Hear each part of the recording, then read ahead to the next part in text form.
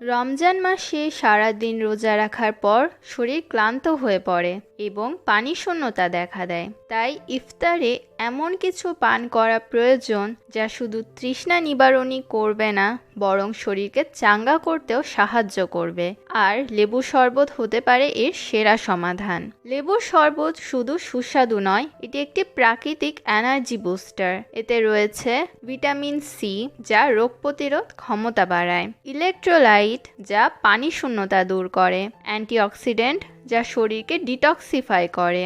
এতে ক্ষারীয় প্রভাব রয়েছে, যা অ্যাসিডিটি দূর করে ও হজমে সহায়তা করে। এটি গ্লুকোজের উৎস, যা দ্রুত শক্তি প্রদান করে। লেবুর শরবত শুধুমাত্র শরীরকে ঠান্ডা রাখে না, এটি পেটের সমস্যাও দূর করে এবং হজমেও সহায়তা করে।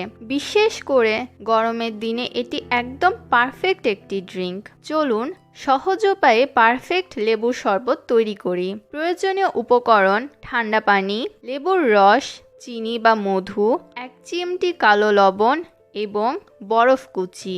সব উপকরণ ভালোভাবে মিশিয়ে নিন, আর হয়ে গেল 1 গ্লাস রিফ্রেশিং লেবুর শরবত। এটি শুধু শরীরকে ঠান্ডা রাখবে না, বরং গরমের ক্লান্তি দূর করে হাইড্রেটেডও রাখবে। রমজানে দীর্ঘক্ষণ না খেয়ে থাকার কারণে অনেকের অ্যাসিডিটির সমস্যা হয়। লেবুর শরবত এই সমস্যাও দূর করতে পারে। এটি হজমে সহায়তা করে, ত্বক উজ্জ্বল রাখে এবং শরীর হতে টক্সিন দূর করে। তাই প্রতিদিনের ইফতারে 1 গ্লাস লেবুর শরবত পান করুন এবং সুস্থ থাকুন। ইফতারে কিভাবে শরীরকে রিফ্রেশ ও এনার্জেটিক রাখা যায় তা নিয়ে আপনার কি কোনো টিপস আছে? কমেন্টে জানান। ভিডিওটি ভালো লাগলে লাইক দিন, শেয়ার করুন এবং আমাদের চ্যানেলে সাবস্ক্রাইব করতে ভুলবেন না। রমজান মোবারক।